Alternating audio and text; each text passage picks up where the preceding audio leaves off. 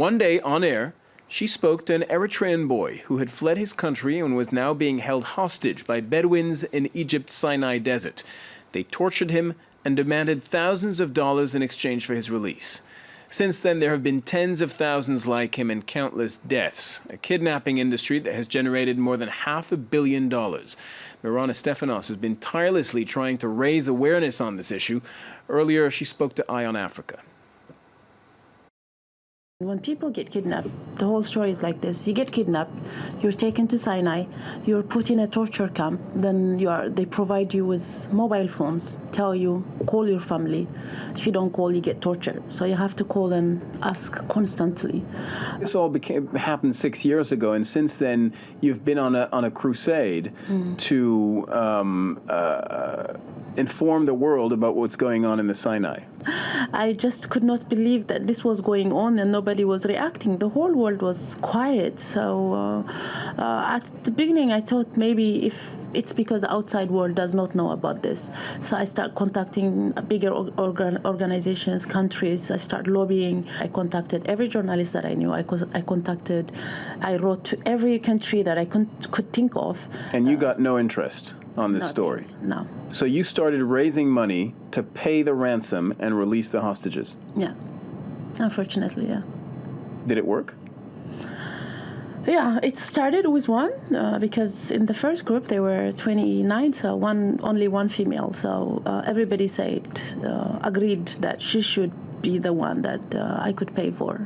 So I started raising money and we paid for her.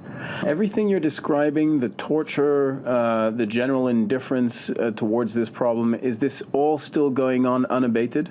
Yes, it's just it has shifted a place. So right now, because of the military operation in Egypt, it has become difficult for the kidnappers to bring them into the Sinai. So now, because the Egyptian military are fighting jihadists in the Sinai Peninsula, exactly, where the human trafficking used to take place. Exactly, yeah. So because of that, so it has become difficult for the traffickers to traffic these people. So now it has shifted to Libya, where you get tortured the same way as in Sinai. You get raped and everything. They starve you, they deprive you of water and everything.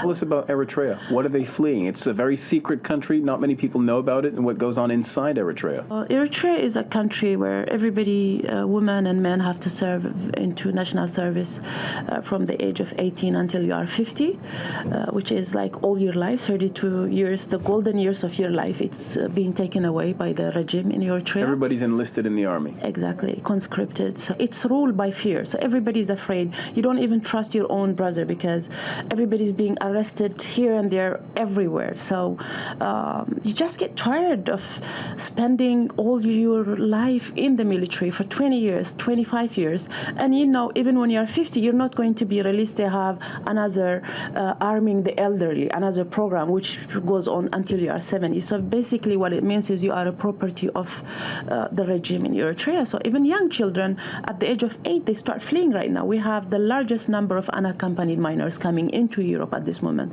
When you ask these young children, they've never been in the military, but they will tell you, my father has been in the military for 12 years, 13 years. All my siblings are in the military. If I wait a few years, that's the fate that I'm waiting. So small children as young as 6 are very realistic. They start even planning fleeing from the country. So I think that we have to fight the root cause. The regime have to go. That's the only solution. I believe that as long as the regime is there, Eritreans will be exploited everywhere. It's not only in Sinai, but they will be exploited anywhere they go.